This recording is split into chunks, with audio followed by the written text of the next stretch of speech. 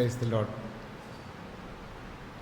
നശ്വരമായ അപ്പത്തിന് വേണ്ടി വർക്ക് ചെയ്യുന്ന ഒരു വ്യക്തിയായിരുന്നു ഞാൻ. ഇന്ന് ഈ ധ്യാനത്തോടുകൂടി, ബ്രദർ തോമസ് പോളിൻ്റെ ധ്യാനത്തോടുകൂടി, അങ്ങനെ ആ നശ്വരമായ അപ്പത്തിന് വേണ്ടി വർക്ക് ചെയ്യാതെ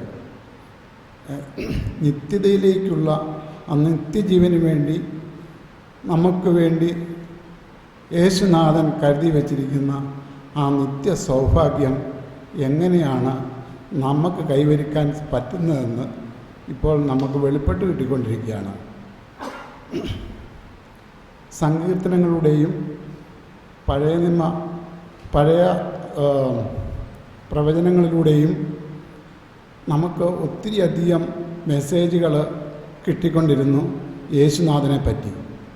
അന്ന് ജീവിച്ചിരിക്കുന്നവർക്കൊന്നും നമുക്കുണ്ടായിരുന്ന ആ ഭാഗ്യം ഉണ്ടായോ എന്ന് നമ്മൾ ചിന്തിക്കേണ്ട കാര്യമാണ്. പക്ഷേ യേശുനാഥനെ പറ്റിയായിരുന്നു അതെല്ലാം പ്രവചിച്ചത് എന്നുള്ള സത്യം നമുക്ക് വെളിപ്പെട്ട് കിട്ടിയിന്ന്. ആ യേശുനാഥൻ ഇന്ന് ലോകത്തിൽ വന്നിട്ടും എങ്ങനെയാണ് നിങ്ങൾക്ക് വേണ്ടി കരുതി വച്ചിരിക്കുന്ന ഈ സ്വത്ത് അനുഭവിക്കേണ്ടതെന്ന് ഒരു ക്രിസ്തീയ ജീവിതം നയിക്കുന്ന കുടുംബത്തിൽ പിറന്നവനായിട്ട് പോലും ശരിക്കും മനസ്സിലാകാത്ത ഒരവസ്ഥയിലല്ലേ ഞാൻ.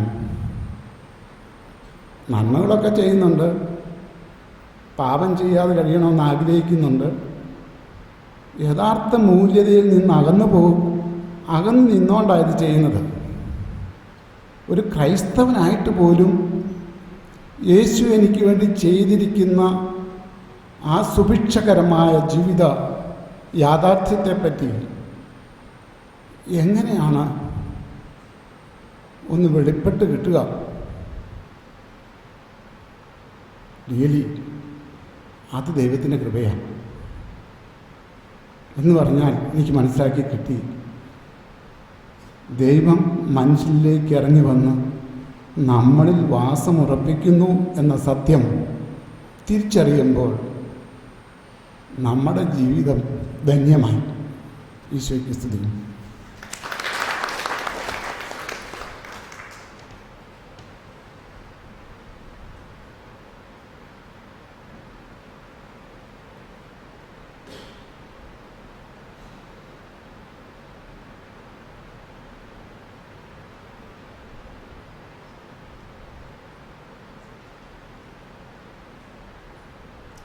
വരാം.